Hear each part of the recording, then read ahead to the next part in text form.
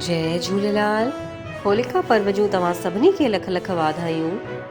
होली उत्सव ऐं रंग पंचमी हर्षोल्लास सां गॾु मल्हायो वियो भानु प्रतापपुर में। त युवा नेतृत्व एवं जोश जंहिं प्रकार शरद ऋतु खां पोइ वसंत जे अचण सां चारों ओर मौसम खिलियल खिलियल लॻंदो आहे, उन ई तरह हिकु युवा प्रतिनिधित्व विशाल आहूजा जन जे अचण सां भानु प्रताप जिलो कांकेर बस्तर में हर्षोल्लास छाइजी वियो। नित नया कार्यक्रम थियनि था, पूरो समाज सहभागिता सां गॾु अॻिते वधे थो। हाल ही में सिंधी समाज में पहली बार तारीख़ 17 मार्च जो होलिका दहन थियो।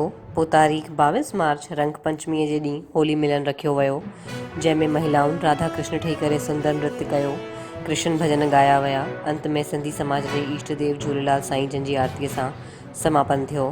होलिका दहन कार्यक्रम में अध्यक्ष विशाल आहूजा सां गॾु दीपक भटेजा, विजय धामेचा, महेश सचदेव, ब्रिजलाल छाबड़ा, विक्की आहूजा, रीटा हरद्वानी, पूजा भटेजा, जया ठाकुर, लक्ष्मी टोडवानी सां गॾु समाज जा अन्य माण्हू भी शामिल हुया।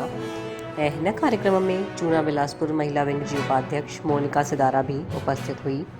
उन्हनि हिन कार्यक्रम जी सराहना कई। ख़बर खे लाइक कयो, शेयर कयो, असांजे चैनल खे सब्सक्राइब कयो। जय झूलेलाल।